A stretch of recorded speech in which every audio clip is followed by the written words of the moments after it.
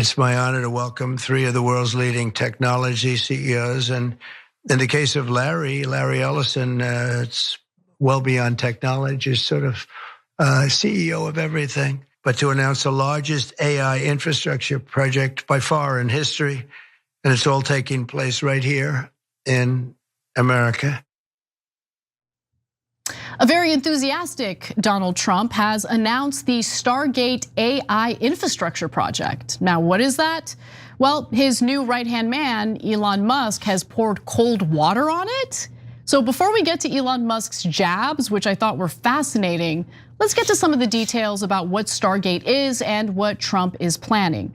So the Stargate AI infrastructure project is apparently a team effort that involves 3 separate companies and investments in AI infrastructure by the 3 separate companies.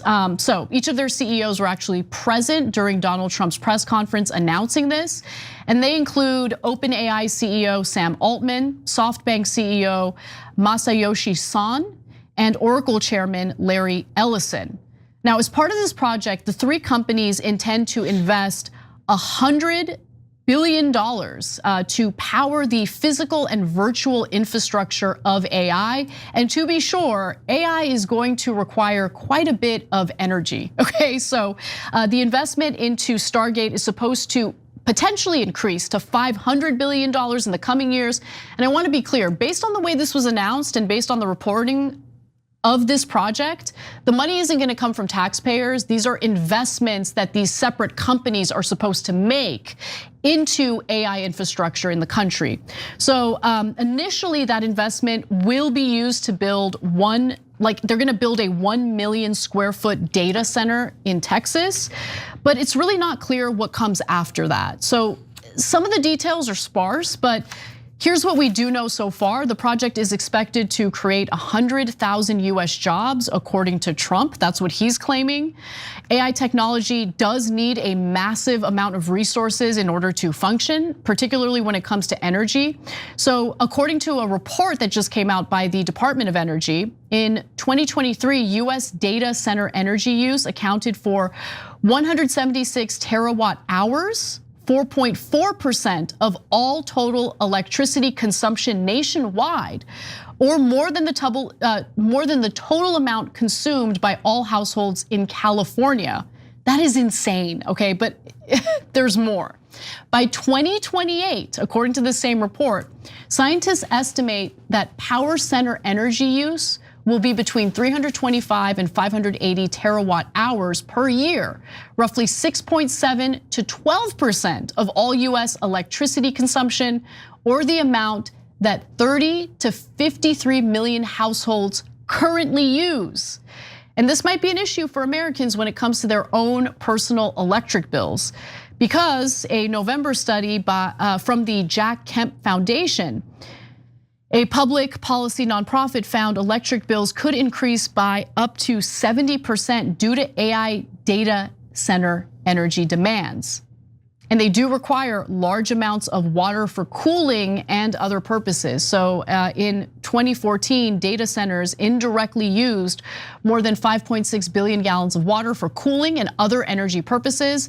According to the new Energy Department report, that indirect water footprint swelled to more than 211 billion gallons in 2023, more water than 1.76 million US households use per year. I can already see your head exploding in regard to this, especially because I'm sure you're thinking about the climate-related ramifications. Yeah, and so look, it's complicated because as you pointed out, the government has very little to do with any of this, which is why I sort of felt it was weird that it's like this big, like Fox News, like Trump announced it. And like, so I was like, oh, well, look, I have a lot of issues with AI and everything, but I guess it's a big investment. It's a big infrastructure thing. And we've been like begging him to do something with infrastructure his whole time he was president. And so like I was digging into it and I was like, well, we're not putting any money into it, which I guess is good, theoretically. The only government involvement is he says he's going to try to ease regulations to help them set up the infrastructure in different states. Right. Which I guess is something, but like, we don't have much to do with this. Which also means that if we think this is a bad idea, It's not like Trump is unilaterally doing it. They're just building a big thing. They were gonna do that anyway. And so they were probably gonna do it under Biden.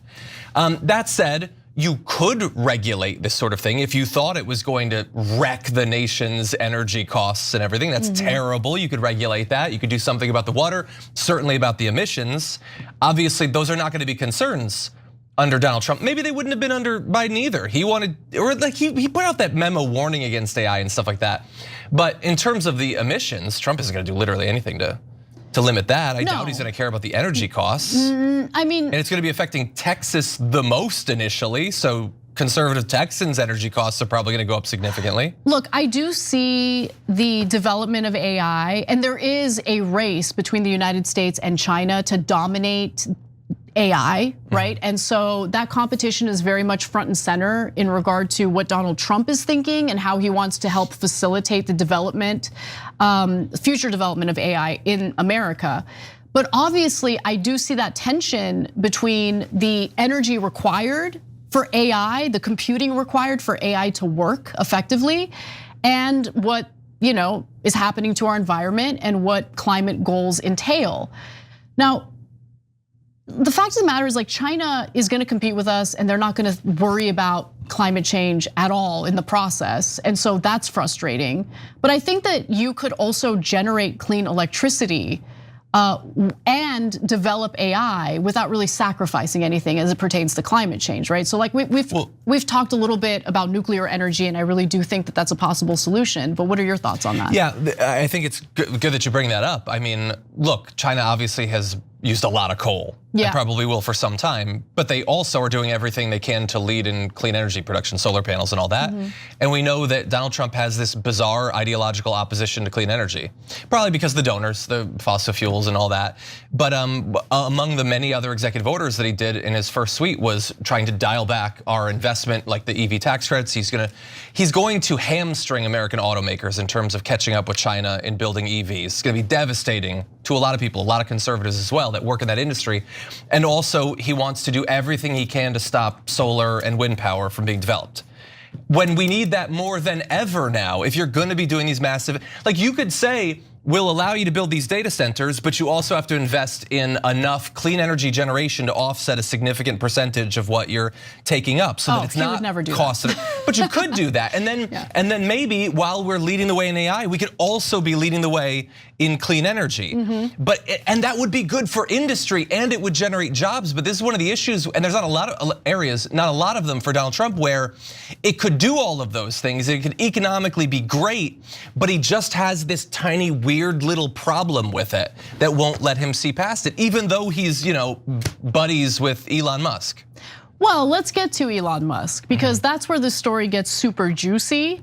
Now, before we talk about this little tiff that Elon Musk has with Altman, which is really at the center of the jabs that Musk is taking here, I just want to note that the cash is talking. Okay, when it comes to Donald Trump and his willingness to play ball with, the tech CEOs who are really trying to build out the energy centers in order to pursue AI.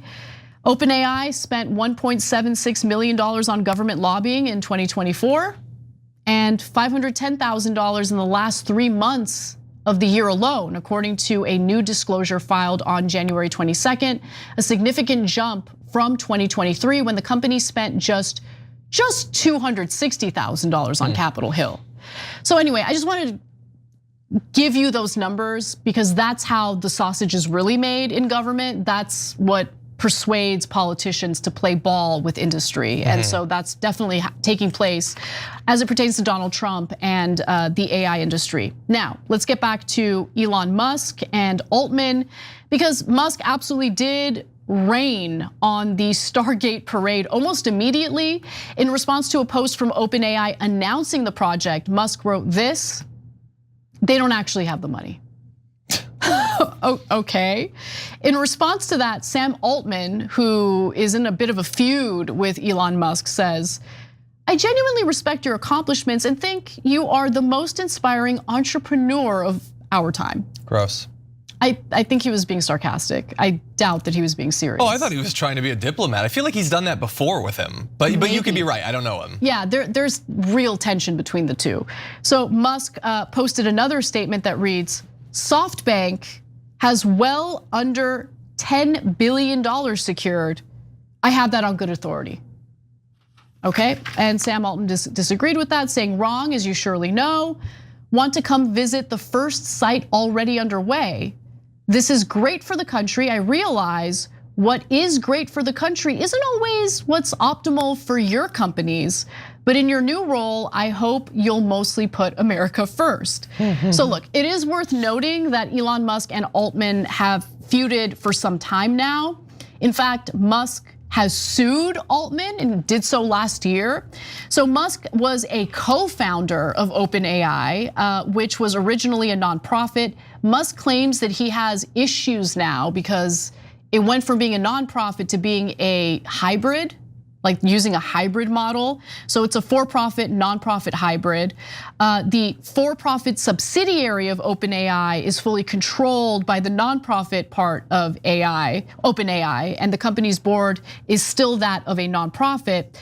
Elon Musk's lawsuit, though, claims that Altman assured Musk that the nonprofit structure guaranteed neutrality and a focus on safety and openness for the benefit of humanity, not shareholder value. But as it turns out, this was all hot air philanthropy, the hook for Altman's long con. Okay, but then get a load of these people. Musk alleges that OpenAI abandoned its principles when it entered into its multi-billion-dollar partnership with Microsoft. And so he left OpenAI's board back in 2018 prior to the company's partnership with Microsoft.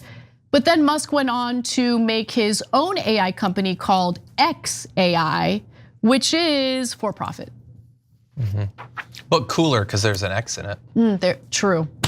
Or sexier, I can't tell which he's trying to go for, probably both. It'll make all the difference, yeah. It sounds like Musk is a little salty here. Yeah, 100%, and he always has been. And so that's the weird thing about him being like he's in the shadow cabinet, is that like theoretically he wants to work with Trump, but he also obviously cares a million times more about his own companies. And so Trump just wants to have this day where he's standing with tech billionaires and they're mostly doing their own thing, but he's not stopping it, I guess. So he gets some of the credit.